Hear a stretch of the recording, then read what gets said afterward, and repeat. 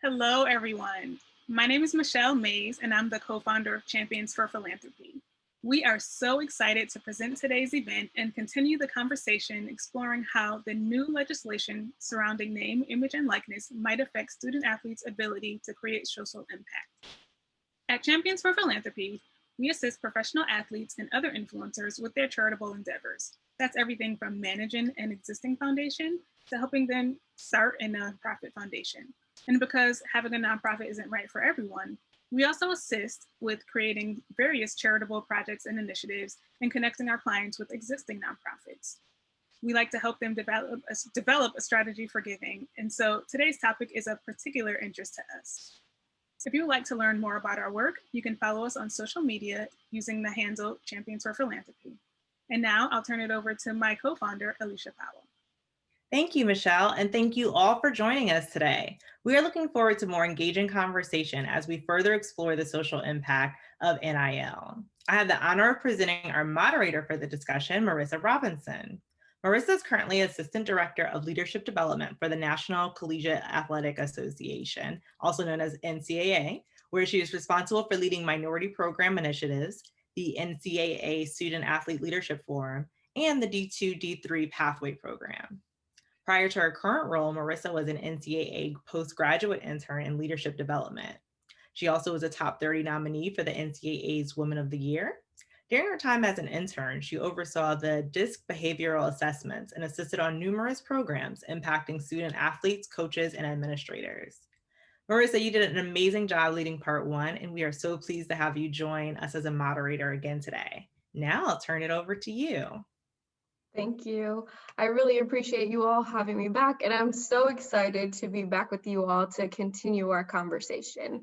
I know we have another great group listening that will have amazing questions for us, so I'm really excited to have this panel again with you all. So I will be introducing our panelists, but I will start with our newest member of the panel. So I am happy to introduce that we will have Batouly Camara on our panel today. She founded Women and Kids Empowerment, W.A.K.E for short. It is a US-based nonprofit corporation serving teen girls and young women in Guinea, West Africa, in gaining an international quality education and wider opportunity in the world.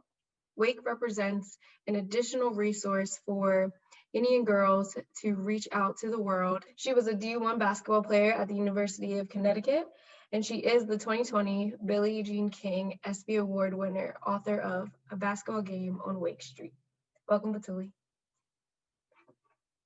So a familiar face for you all that are tuning back in, Luke Fedlam. Luke is a partner in Porter Wright Morris and author LLP's corporate department, leading the sports law practice group out of Columbus, Ohio. Luke regularly advises a range of clients, from student athletes transitioning into the professional sports world to professional athletes navigating life on a team to retiring athletes creating the game plan for their life after sports. Luke also leads the advisory firm Anomaly Sports. Welcome, Luke. Thanks, Marissa. Next up, we have Charlie Ward, who is listed among the most outstanding college athletes in modern history. Charlie was a stellar quarterback in football and an equally impressive point guard in basketball at Florida State University. Charlie went on to play 11 seasons in the NBA. He and his wife, Tanya, are active philanthropists and the founders of Charlie and Tanya Ward Family Foundation. Charlie, who is an FSU ambassador, currently coaches the boys basketball team at Florida High in Tallahassee, Florida. And he also is the new co-host of the Believe in the ACC podcast. Welcome, Charlie. And last but not least, we have Miss Carter, who is the mother of NBA Chicago Bulls player Wendell Carter Jr. Mrs. Carter brings a unique perspective as both a former D1 player and the mother of a prominent player. She's originally from Mississippi. She's a scholar athlete graduate of Ole Miss, where she was a business dual major in banking and finance and managerial finance. She also holds a master's degree in education. Mrs. Carter is very passionate about athletes using their platform to help others and to make a difference in the community. Welcome, Mrs. Carter. It's good to have you back. All right, so now that we have our esteemed panelists, who I am so honored to be in this space with, I want to kick off our first question. We talked about in our last panel, name, image, and likeness as a whole, and this was something we've heard over a year ago. But what I want to ask our panelists is, how has the term NIL changed in the last year? So Luke, if you don't mind starting us off, but how has the term NIL changed in the last year? Sure, sounds good. First, again, to Champions for Philanthropy, thanks for having me, having all of us to have this conversation again. Miss Carter, I happen to like that jacket that you have on, so respect, love that.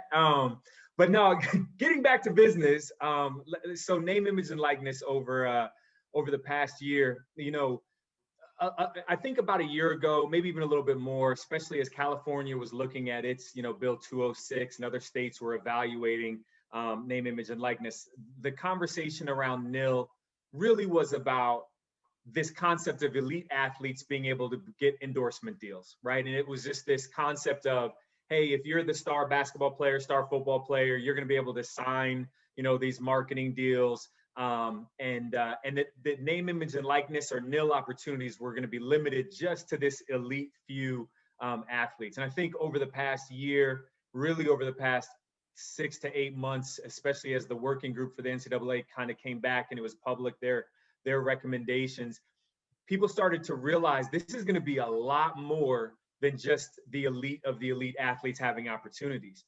This is going to include, yes, that, but also opportunities for entrepreneurship, opportunities for philanthropy, opportunities for athletes of all sports to get involved with coaching and clinics and camps and things that they've never been able to be compensated for doing previously. So I think what we've seen is just this idea that student athletes, under what we believe this name, image, and likeness environment is going to look like, student athletes are going to have all the opportunities that non-athlete students in colleges and universities have had for years.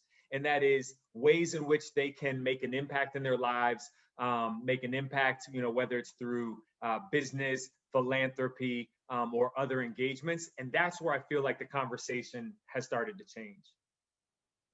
Thanks, Luke. Charlie, do you have anything that you'd like to add? I definitely agree with Luke. The conversation has changed from the elite group to an overall approach. And I think it's going to benefit a whole, and it'll be a great seed for everyone, giving them an opportunity to be involved in the community, also being able to deal with some of the business aspects of what college students normally don't deal with as student athletes.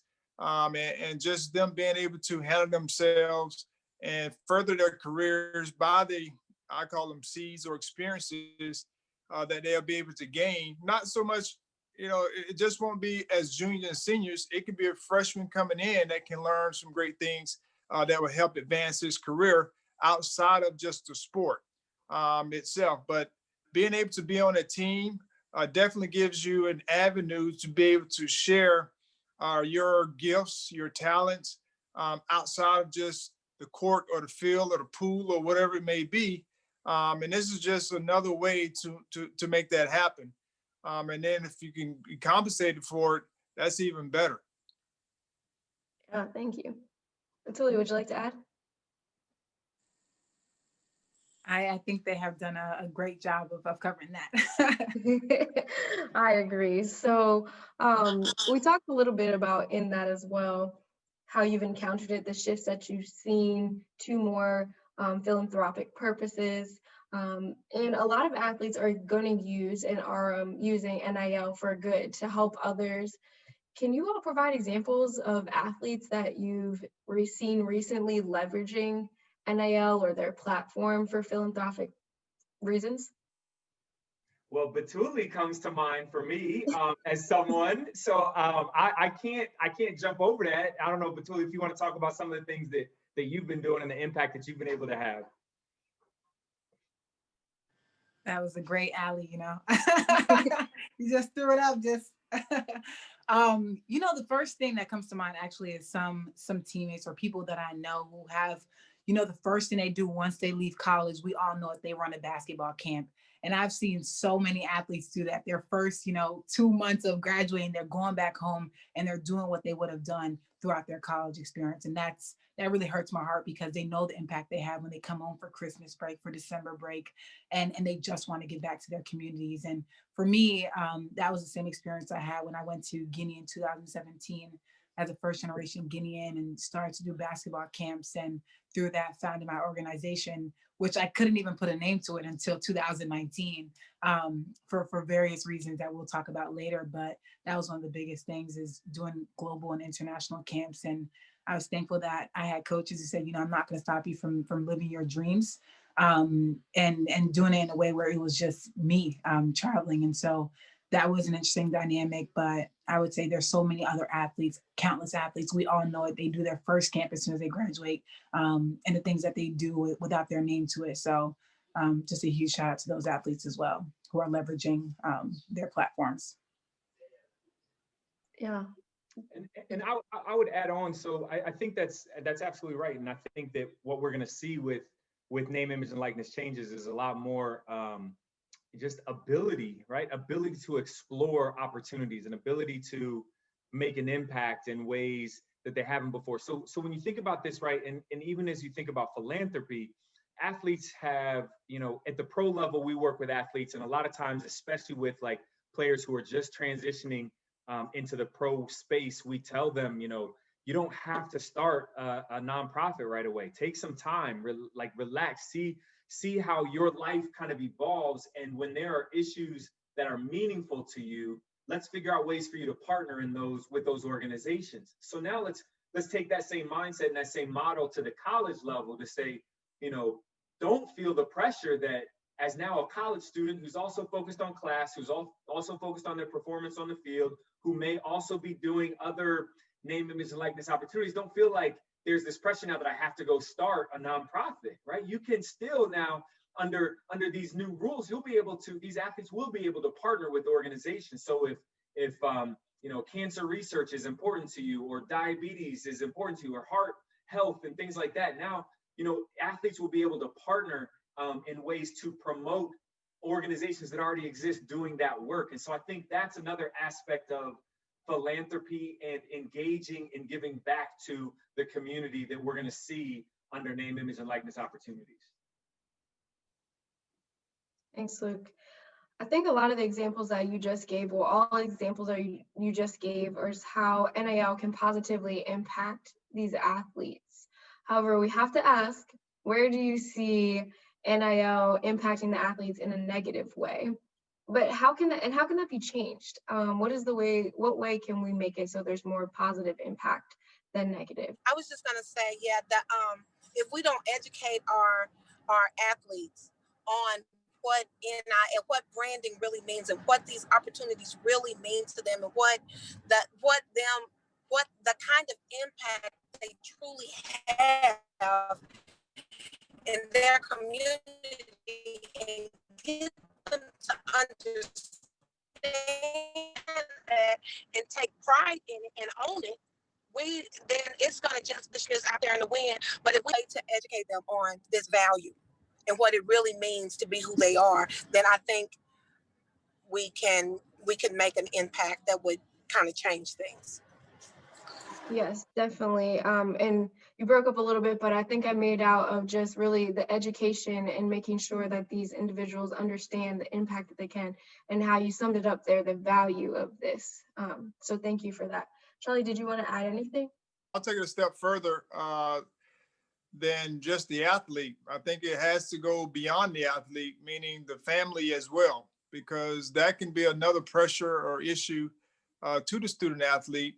If they see a wealth stream coming from that student athlete, and that can add more pressure to be able to do things that they may not, they may have the education, but the parent pressure or family pressure may cause them to do certain things that may take them down a negative road.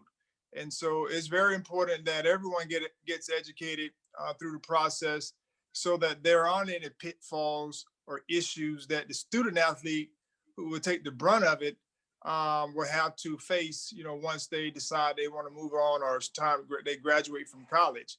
And so I just think it's important for, all of the family, not just the student athlete, to get the education. It's very similar to, I know I coach high school basketball. And if we're helping the student athlete at school or when they're around us, but the parent is a negative influence on them, then we've just, messed up that student athlete because they don't know who to listen to, what wisdom and those types of things. So I just think it's important that if everyone can get on the same page, get the same type of education, the pitfalls, the strengths, the weaknesses of everything that's being shared and the opportunities that they have, then I think it'll be a win-win for all. I got to jump in on an education question. This is what gets me all fired up, because everything that Ms. Carter said, that Charlie said, it's so spot on. And to even, take it just a little bit deeper, people get taken advantage of with nonprofits all the time, right? Like, let's set that as a baseline, right? And that is, whenever there's a natural disaster or public health crisis like we're going through now and others, there are pop-ups, right? Where organizations will just pop up, right? And they try to maximize on opportunities to raise funds. And so, I get really fired up in talking about things like understanding due diligence, right? And what that means of how do you dig into the people who want to work with you and understand their background and make sure that you're protected. Thinking about decision-making and understanding what you want to align with or not align with, and what should you understand. So this education piece it's both in the macro sense of I should understand name, image, and likeness broadly. I should understand how it impacts money, how it impacts me signing my name to things. But at the micro level too, this idea of opportunists and people who are going to reach out, say, hey, we're raising money for this particular cause, and we would love to have you associated or your name associated with it. Young people, folks in college, these student athletes are going to have to understand that is nice to be able to make an impact, but what's the process that you're going to use to make sure that who you're aligning with, who you're putting and the organization you're putting your name to is doing the work that you believe that they're doing and that they say that they're doing. So there's going to have to be education around that due diligence as well. Yeah, and it's so great to see all the passion come through. That was definitely a question that just woke up our panelists. So if you're not awake while listening to that yet, I'm sure that I hope that you do soon. You wake up soon. So I want to stay on the education piece for a second, because that is a huge part of this across the board of just, if we really want this to be successful for the best interest of the athletes, not just the athletes have to be educated, as we heard, everyone needs to be educated. So Batouly, I want to ask you as a follow-up to Luke's, what type of education would you have wanted as you started your nonprofit? I think that was, such a great question. And there was another piece to that last part was, having to say, to what extent do these student athletes now have to speak for these brands? Because brands go left to right, and what does that look like, and what is the media coverage, and what are the boundaries concerning that? So that's one of the first things I think about, like sign with the brand and something happens and then you're getting asked about that in practice. There has to be strict boundaries in regards to that, and that I think is one negative. And for me, I would say for the educational piece, it was extremely difficult, I would say, to learn more about where to start. And the first place I started was compliance, going to compliance. What can I do? What can't I do? And I realized I should have went to advisors first. And so to go to Miss Carter's, Miss or Mrs. Carter's point was, you have to get to know yourself. Is it authentic to you? And for me, I'm so thankful that my organization was authentic and it aligned with who I was and what I was doing, and in a way became seamless. And that is not the case for many people. And that just starts to feel like work instead of an extension of yourself. And for me, it was going back to the base. What do I want to do? How do I want to do it? And that was the hardest piece. It took me about 5 months just tirelessly working with advisors. What exactly do I want to do? Why do I want to do it? How do I expect to do it?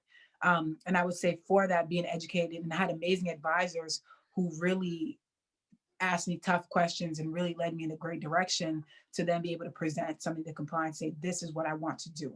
And with that, there's no gray, it was clear. And that was extremely helpful. And I would say there are so many student athletes right now who may not have the education, and that's where you get into the pitfalls of what am I doing? Maybe I shouldn't have done that. But just knowing exactly what you want to do, how you want to do it, and where you want to go, I think is extremely helpful, and something I suggest to every student athlete that I speak to who wants to start anything. Thank you for that. I still have a few questions that I wanted to make sure that I mentioned to the individuals listening today. Please make sure you send in your questions, and the questions and answers. We'll have ample time to get those questions answered for you. So as you have a question, don't feel like you have to wait until that time starts. Go ahead and throw those into the chat now, into the questions and answers part of Zoom. So in regard to the education, I know Mrs. Carter, this is something you're very passionate about, and Charlie, you have your own foundation. So if we stay on the topic of education for another second, what would be your advice, having a passion for this and leading through it, that you would give individuals about educating themselves as they go into philanthropic efforts? The thing I think now, mind you, this is still very new to me. It's just a passion for me. So it's still new to me. But the thing that I found that seems to have the most value is to do something that the athlete and their family have to be attached to, something that is of value to them. Like, lack of education in their community, lack of food supply for the needy in their community, something that is touching them sincerely. I think when that happens, then you get, at least that's the way it worked for my son, is to get him interested in something that he sees there is a wrong. Social injustice, he sees that. He feels it. And so he wants to do something about it. Miseducation of a lot of athletes, he sees that. And he wants it to be different. He wants people to understand what's going on. So I think when it's something that is passionate to the athlete and their support group, that it tends to push the needle forward for them. Great. Charlie, how about you? How can we better educate athletes about NIL and the value that it has for them as they go into philanthropic efforts? Well, I know for myself, it started at home with my parents, just watching them, the way they handle themselves with their business. And, I had to go through a process that most kids or student athletes today, they have someone coming in and talking to them about it. We had some of that in college, but not a lot. We had to kind of go out on our own and find it. But once I got to the NBA, my wife and I, we formed forces with, we joined with a donor advised community foundation. And so that was our initial start with the foundation, because we really didn't want to go through the paperwork and trying to figure that whole piece out. And so we just went with a donor advised, and we started doing something, as Ms. Carter talked about. Our passion was educating and helping young student athletes, both male and female, the value of basketball, but more importantly, the value of being a whole person that plays basketball. And so we did basketball camps for about 11 years for boys and girls separately. And I also ran camps in my hometown in Thomasville, Georgia. And so, and it was Christian based. And so it was something I was very passionate about sharing with the young people. We had themes. We also had devotionals, had people come and speak to the student athletes while they were still learning some basketball skills and drills. And so we used to bring in kids from all over the country to Erie, Pennsylvania. And also we were in Manhattan at one point as well. And so it was something that we wanted to be able to do, to be able to share what God had blessed us with. And we used the foundation as an opportunity to be able to help students, kids come to our basketball camps, so that, because we knew what we were going to be giving them. Yeah, thank you for that. It's just so amazing to hear about all of the efforts that you all have put forth and how so many other athletes are going to be able to benefit this, not just themselves benefit, but with these efforts, they will be able to also benefit their communities that they're a part of. Batouly, I want to jump back to you for a minute. You had mentioned getting started and starting with compliance and figuring out what do I even do for a couple months, right? And it took you a while to figure out even what you were going to call your nonprofit. Can you walk us through your experience starting your nonprofit in college and discuss what that process was like? Absolutely. It started in my sophomore year of college, and I took a trip my first time back to Guinea, West Africa, and I went and I wanted to do little camps. Again, all self-funded and nothing I could publicize at that time, very strict rules. And I went, and every single day, it was supposed to be for a week, and it ended up being for 2 months because the girls just kept coming. And the further they would come from, the more that I knew we had to continue. And I remember I went back and I talked to my coach and I said, this is something that I love. And I remember it was kind of a freeing moment for me because he said, Batouly, you can't save everyone, but I won't stop you from doing what you feel you need to do. And I came back with a completely different sense. And mind you, this is my coach. We're trying to win championships, but I had such a big shift in my life. Like I had found my purpose. And that was to create spaces for girls to dream. And the first step was figuring out what exactly do I want to do and why do I want to do it. And I would say the most important aspect now that I look back on that educational piece was the experience. I'd run basketball camps. What was it about the international aspects? What was it about the holistic development? What was it about seeing reflections of myself that really moved me so deeply? And that was the part where I think for athletes, yes, it's the educational piece, but also get experience. You're so young. Go to Habitat for Humanity. Just volunteer on a weekend. See what really fits you. See what moves you when you go home and you can't shake it off. And don't be afraid to try new things because when you're talking about sports and athletes, it's a holistic component and we are limitless people and there's so much to tap into. So never feel like it has to be one thing because it will always be something else. And that is the beauty of the nonprofit sector for me. And from there, I met with my advisors every single day. And we just talked about the vision. What does it feel like? What does it look like? Who would be your greatest impact? And I thought back to my young girls and I said that would be it for me because I know what sport has done for me. And creating a little plan, I remember I created a little folder and I was taking my next trip. It was a year later and I was now taking a trip to India for a month and a half to do a camp. And I was telling my coaches, I'm getting all these vaccines, and I brought a little folder. And they're like, this girl is serious. And I brought it to compliance and paid for my entire trip and different things that you went through. And through that experience, throughout the past 3 years, was able to win, just in the spirit of transparency, over 6,000 in grants that I have never touched as a student athlete. And that was extremely frustrating because not once on these applications did I put that I was a student athlete. And they found out eventually, but I never put it. And once it came through, we never had access to grant money. And that was really heartbreaking for me because I didn't even put that I played sports and it was open to student athletes. And so that was, again, just really heartbreaking and just continue to have my family support me and continue to do camps and continue to just be in a spirit of transparency with compliance. This is what I'm doing. This how I'm doing it. You will never see a link to it. And everyone asks me, where's the pictures? There are none. There are no pictures. There are no links because there couldn't be.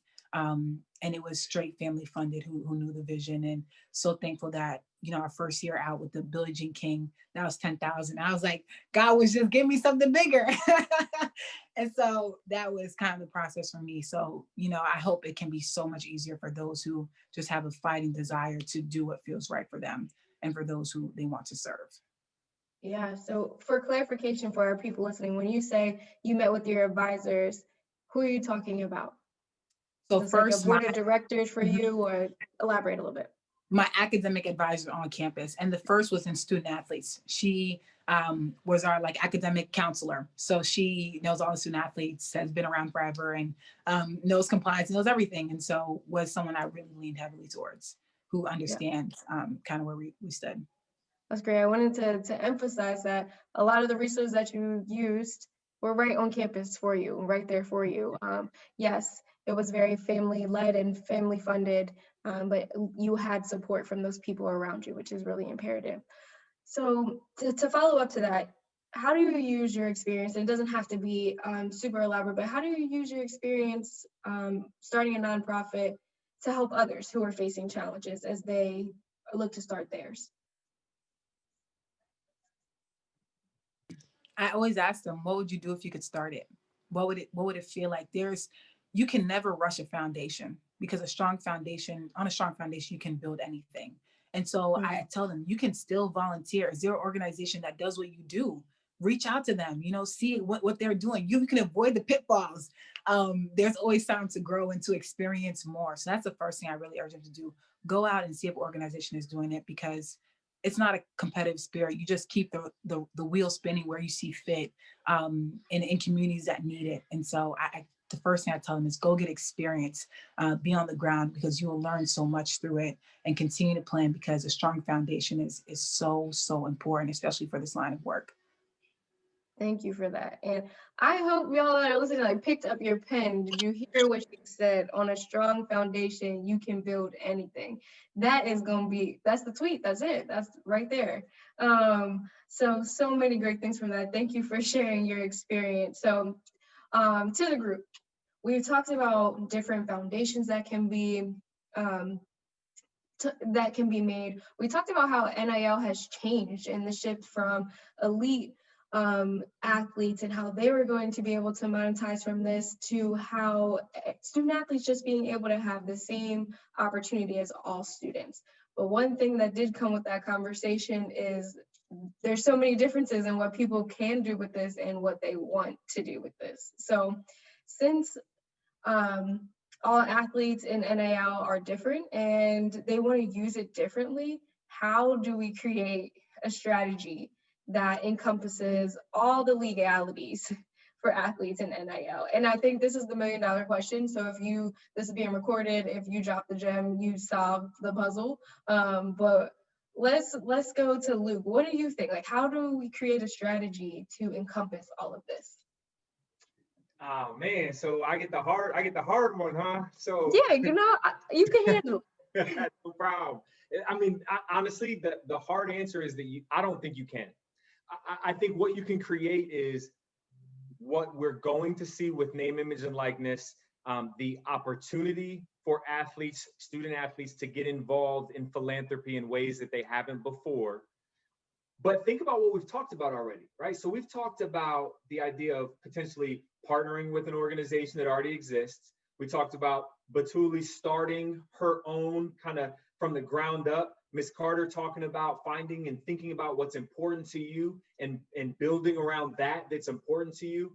Charlie talked about donor advised, right? And so for those who don't know, donor advised is basically like when you either partner with like a community foundation or a financial institution, and you put your money into it, and then they do the due diligence and that background work for you, and sometimes will identify opportunities for you to kind of where you could send your money for nonprofit charitable purposes. So when you think about that, those are all different ways of engaging, right? In addition to the actual just service of, this is just something that I find interesting, that I want to support my friend, my teammate who has started her own thing, right? Who is doing his own thing. And I want to now, be able to jump in and just help serve and give back. So I don't think that there can be a legal regime, if you will, that encompasses all that. I think name, image, and likeness as an environment and as a concept that is going to be approved will allow for all of what we've talked about. But the key is this, and Batouly said it, a bunch of times, which is your advisors, right? Your team of people, whether it is your academic advisors, your compliance, folks in your athletic department, whether it's depending on maybe the level of engagement that you want to have, maybe it's paid advisors, attorneys, or others, right? So it's being able to have the ability to get that learning and get that education so that you can make sure that you're not setting yourself up, or going down the wrong path, because there are requirements. Nonprofits, there's the charitable side of I'm doing, it's altruistic, right? I'm doing good things. I'm giving back. I'm making an impact. But with that, and for the benefit of someone getting a tax deduction for contributing to your cause, that the price that you pay is the administrative and the legal side of making sure that all those things are done decently and in order, right? You got to make sure that whatever you have the charitable contributions letter, that you're tracking where, all the money coming in and the money going out and all that kind of stuff. So it's really being able to understand all those aspects. So I just don't think that there's a snap your fingers and this is the way that, this is what's going to work for everybody. But it's athletic departments understanding their student athletes and the unique, perspectives that athletes bring, and that they may all be looking for different ways to give back, and being able to allow for that, I think, is where we're going to see these things move forward. Thanks, Luke. I want to open up to the rest of the group, since Luke nicely told us, hey, there's no perfect way that we're going to package all this, and there's no way that we can encompass everything legally. But to the group, Ms. Carter, if you don't mind starting us off, what do you think needs, in your opinion, from where you sit, is one thing that needs to be considered as we're packaging up name, image, and likeness? The one thing that I think, especially for those students that are entering into these agreements during college, and that find themselves in college for an extended period of time, because as we know, sometimes students will leave college sooner than they do. That does happen, though. We need to make sure that they understand while they're in college, while they're even in them participating, because nobody's telling them that. Nobody's educating them on the value in making sure they give back to their community. So if they start doing it when they are, even if they're volunteering or just if they start understanding the importance of their image in their community, I really believe that would be, I want to believe it would be game over once they realize how valuable they are at home. Because the trajectory of that now is to separate them from their community and send them to this new community. So if they realize the value in keeping them, the value that they have at home and what it means for them to be at home, I think that would change things. I really do. Yeah, thank you. Value of understanding how important you are at home, starting with home. Thank you so much for that. Charlie, what do you think? I think the student athletes, they definitely need some safeguards. Just like we all need safeguards when it comes to decisions and things that we're affiliated with. And I do believe that it's important that if they're going to, receive funds, there should be some form of holding, meaning a place where they can put it, and then someone can advise them on whatever it is that they're trying to use it for. And there should be some kind of in writing saying these are some of the things that you can use it for until you graduate, in a sense, or leave college. Because I do believe that, with most of the student athletes, they have, scholarships, and those scholarships provide a lot for the student athlete. The extra is something that most student athletes are talking about these days. But I still think that there needs to be some form of safeguard for them to be able to access the funds that they may have. And if they want to access it to fund or help another nonprofit in some form of fashion, or if they want to do it for their family, whatever it may be, there need to be some form to where they can only take out so much, just so they can at least have a nest egg once they leave college. So that's something that, I would suggest or say they probably should do, because I know with our kids, we took out trust funds for them, and also all of our family. We took out trust funds for them so that they wouldn't just keep coming to us, asking for, resources for this and that. We put funds away for them in a trust and gave them guidelines on what they could use the money for. And they were responsible, and they were able to help their kids go to college, or at least a down payment for going to college, or a house or a car, whatever it is that they needed. or painting their homes, whatever it may be. And we didn't just have to keep coming out of pocket to help support them. And so I just think there needs to be some kind of guideline for the student athletes before they start going in and just taking what they want. Yeah, thank you, Charlie. Batouly, anything to add? I'm just such a checklist person, and so I think everyone just had great points, and I'll be really quick on this. But I think I just constantly think of a checklist, like what do you want to do? You know, why do you want to do it? In terms of, you know, for-profit, nonprofit, in what community, what address would it be? What area do you want to serve?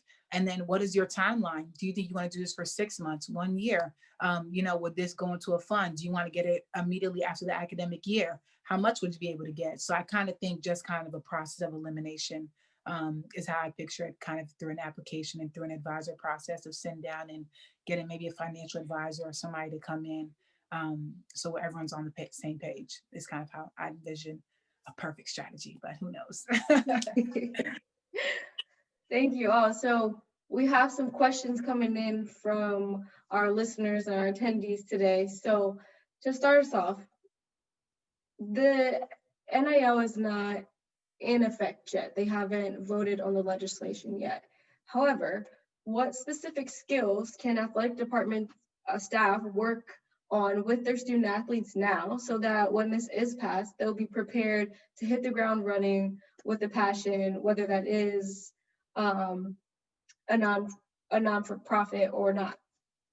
So what skills should your advisors be working with you on right now so that when this is passed, you can hit the ground running?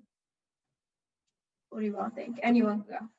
Okay, good, because I really want to answer that question. Yes. All right.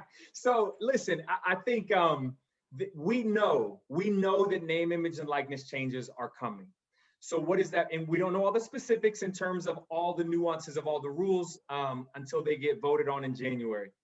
But what we do know is that the change is coming. And so if we know that the change is coming, we know that there are going to be opportunities for student athletes to commercialize, monetize, make money off of their brand, be engaged in this space, whether it's for-profit or nonprofit. So my focus and what we just kind of preach from the mountaintops is really kind of 4 different areas to focus on because we know these changes are coming, right? So first, decision-making.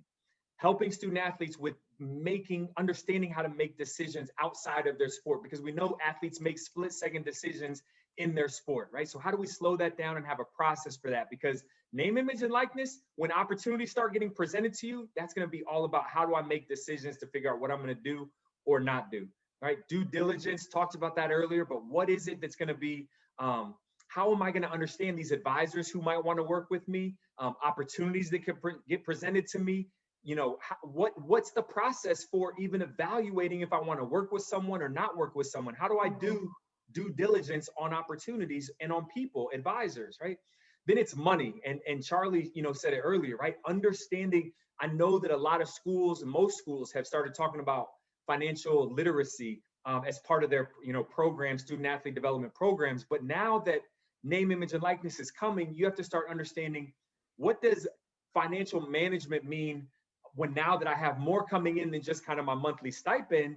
Or from a business perspective, what does financial management mean? If I'm now an entrepreneur, if I've started a nonprofit, what does it now mean to manage the finances of an entity, a business entity? And I'm a student athlete. So understanding the financial side. And then lastly, contracts, understanding contracts. A lot of athletes, will want to get involved and engaged in different things, but don't understand what it is that they're signing their name to.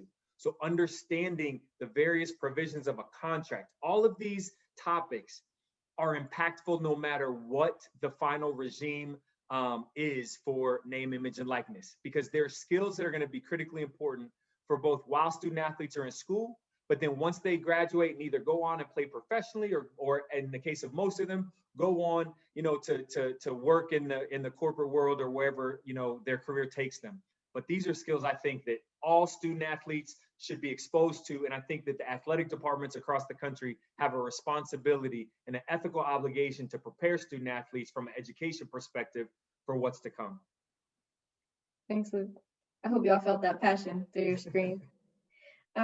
Charlie, you have a foundation. What skills have you been able to gain from that? Do you think that athletics departments can begin to teach their student athletes? Well, one of the things I know we've had to learn is we've had to learn to trust our group, because I know my wife is a lawyer, but we even outsourced, some of that as well. She does read contracts that come in for some of the appearances and things that I do, and for the foundation. But we've learned to trust, valuable resources, people that we know, from our relationships that we've had in the past, to help us. I think a lot of times that is a big issue because, you can't have total hands off, but you do need to be able to meet with your advisors, have a team, a group of advisors from different realms, a CPA, a lawyer, a financial advisor, all those people, and you bring them all together to make your team. And that's one of the things we've been able to do is just trust that they allow them to do the things that they're very good at. And we, follow up with them. And so that's been very beneficial for us to be able to bounce ideas and thoughts and things that we may want to do or add to our foundation. And they've been saying, they'll either say, well, this is how we can do it. We can't do it because of this, but this is something you need to consider. Of course, we have to make sure that we're, thinking through all the different things, but more than likely, we're going to take the advice of those because we feel comfortable and we trust their word because they've been doing it for quite some time. And so, our foundation right now is a family foundation. So we've expanded from the basketball camps that we were running when I was while I was playing in the NBA to now our daughter has a holiday notes that she does for the elderly. She does music, puts on music performances, and we also have notes coming from the community, kids and community sending notes to the different organizations that she's affiliated with, and so during the holidays. And so that's something we've added to encompass the entire family. And so I think it's something that when you start talking about a foundation, you just need to know what you're getting into. And if you need to start with, supporting the foundation or supporting another group, that's great. If you need to start a community foundation or get involved, put your money with the community foundation to get started, or you can just start your own. But the key is finding your niche, finding where you are as far as your education level to the foundation, and then, going with it. Thank you. Batouly, anything you would like to add to what Luke and Charlie said? I think just the overall is just how to run a business. And that's one of the first pieces of advice that I received early on was it can be a nonprofit, it can be service, but it is still business and it is still a form of transaction. And how do you just gain a different level of professionalism? And I think that has been the biggest thing for me, just how to run a business, where that's, there's so many moving parts, but I think what Luke said was that decision-making process is huge, whether it's partnering with someone, whether it's creating a team, whether it's, are you outsourcing just making decisions and figuring out what really comes next, is such a huge part that I would say for all student athletes, just learning more about business. So I think one thing that we've heard from all of the panelists so far, as we talk about this, that it has to be something that you care about. It has to be that passion, as the question even said. So I think that 2020 has brought us a lot of time to be reflective. It forced us in those spaces to be without our sports for some student athletes, for a majority of the student athletes across the board, to be without their sports for this year. So I think another skill in regard to that as well is providing spaces for your student athletes to discover what they're passionate about. Batouly talked about how she went on a trip and she didn't realize that 2 weeks turned to 2 months. That would turn into a lifetime of the work that she wants to continue to do.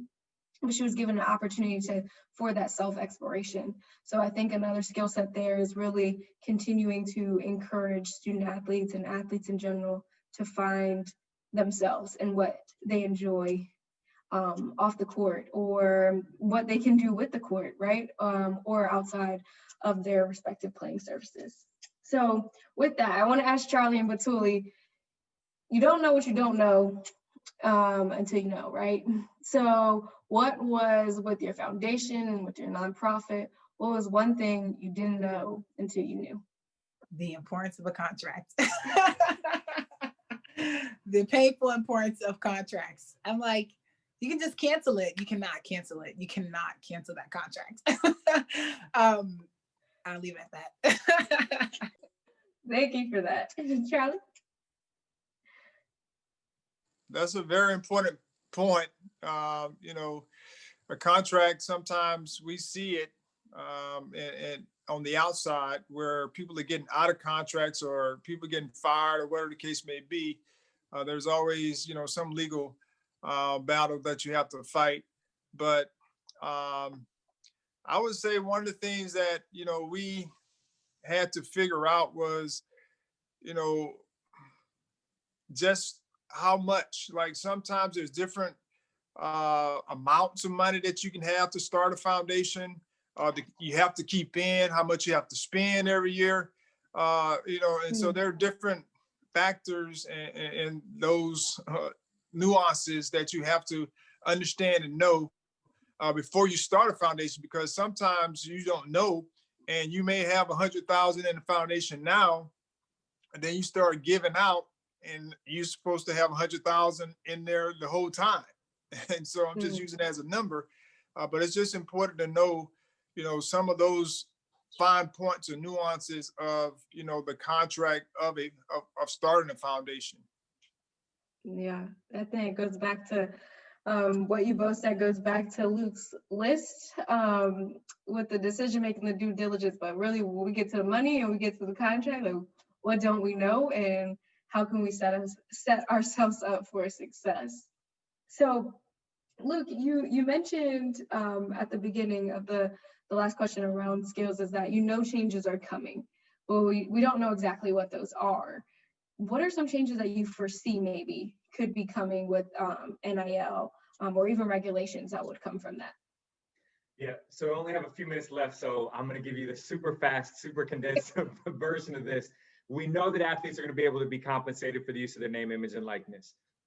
We know that that they'll be able to start businesses. They'll be able to get compensated for having their own camps, clinics, appearances, autograph sessions, things along those lines. We know that there are going to be some type of guardrails that are put into place. Some of those guardrails to protect institutions and equality of competition throughout the NCAA. So we believe that, you know, schools won't be able to partner with their student athletes on name, image, and likeness opportunities, that they won't be able to use name, image, and likeness as a recruiting tool to get athletes to go to one school or the other. Those are kind of the main things that we know. And so what you can then take from that is, you know, pretty much anything that a non-athlete student can do in terms of making money, you know, promoting themselves, you know, YouTube channel, social media, things like that, that student athletes will now be able to do. Real quick, will it impact high school students before they come into college? So great question. So all arrows point to, you know, high school student athletes being able to also be compensated as well, or rather, as it relates to the NCAA, receiving compensation based on their name, image, and likeness not being any type of issue then when they transition into the NCAA. What high school will always have to remember is that there are the high school athletic associations, rules that get put into place based on the high school athletic associations, or if they're part of a private school, if there's particular rules from that perspective as well. So it looks like this is something that will that you're going to have high school athletes, student athletes being able to leverage their name, image, and likeness as well. And I mean, look, when you look at a lot of TikTok, right? I mean, there are young people that are making money off of TikTok and other social media platforms already. So I think we'll start to see more student athletes once these rules go into effect being able to do that as well. You're on TikTok, Luke? I am on TikTok. Okay. I am on TikTok, man. I've done a couple dances. All right, I've done a couple songs here and there. I'm not gonna tell y'all my username. Don't worry. I'm gonna have to find it.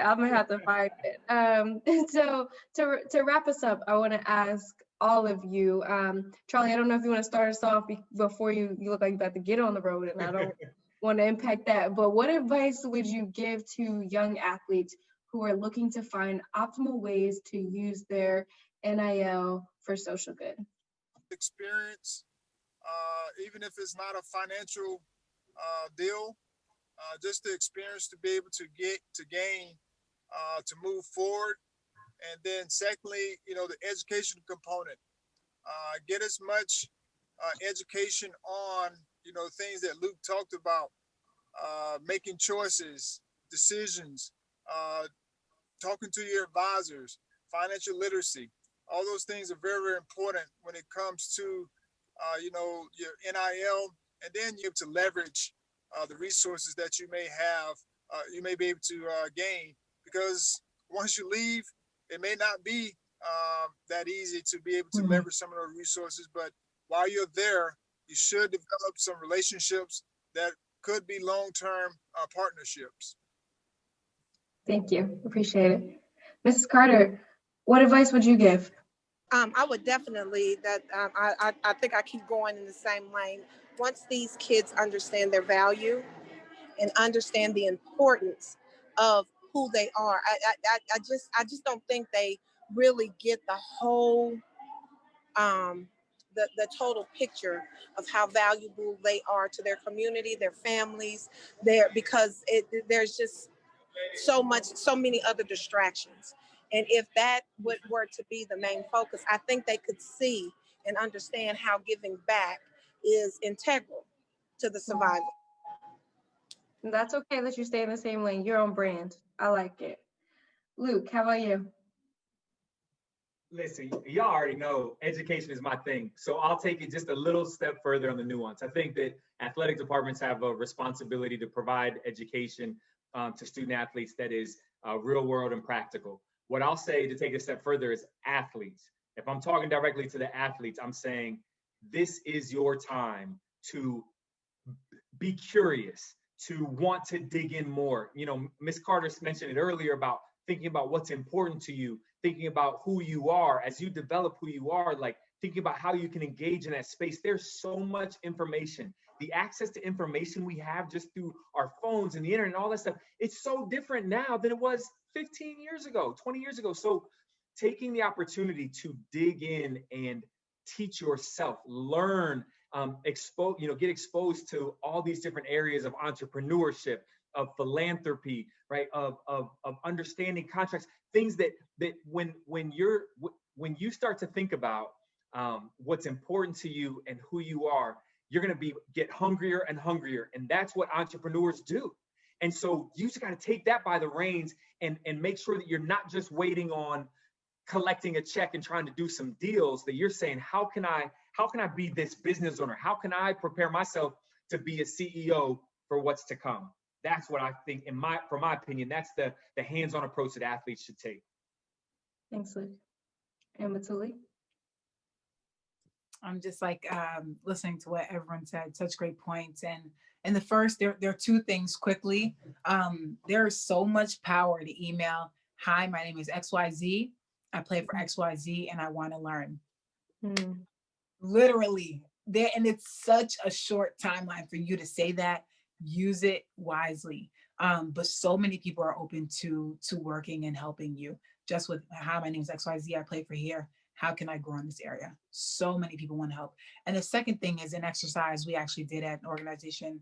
I was a president for called Collective Uplift. And this is the first thing we ask every student athlete when they walk in. Define yourself. The first question we ask is define yourself without your sport. Who are you at the core? And then, you know, and that was such a tough exercise for me to do. That's the first exercise we do at our first meeting.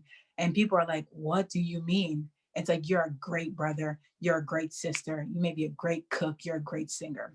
Now, the second question to that is, how do you hone into those skills? You're an athlete and you're an athlete for 40 hours a week. How do you call your, and this was big for me. I love, the first thing I said was, I'm a great sister. How often do you call your sisters? And it was like, wow, how often do you hone into those skills that you hold so valuable and close to you? Because it's the same, what do you feed your mind, your body, your soul? Because what it will be what you produce on the outside. And how do you leverage those skills so that you feel meaningful and purposeful outside of your sport? Because through injuries, it has been taken away in a flash. So those are three things I would say. The power of an introductory email, people want to help you. And the second is, who are you without your sport? Second is, how do you hone into those skills? And I think those are some of the beginning steps that I took. Thank you so much. I want to thank all of the panelists, and just like that, an hour has went by. So thank you to the panelists, to Luke, to Batouly, to Mrs. Carter, to Charlie. I really appreciate it. And a special thanks to Champions for Philanthropy for putting this together, not once, but twice. And this is only a small piece of the offerings that they provide. So I thank you all, and I'll pass it back over to you. Wow, thank you, Marissa, Charlie, Luke, Mrs. Carter, and Batouly for that amazing discussion. We appreciate you all sharing your time and perspectives. To our viewers, thank you again for joining us for this important conversation. Part 1 was insightful, and part 2 was just as exciting. Michelle and I also want to give a special thanks to Christian Tavares. Please be sure to follow us on social media at Champions for Philanthropy to keep up with our work and find out more about our future events. Thanks again and have a great evening.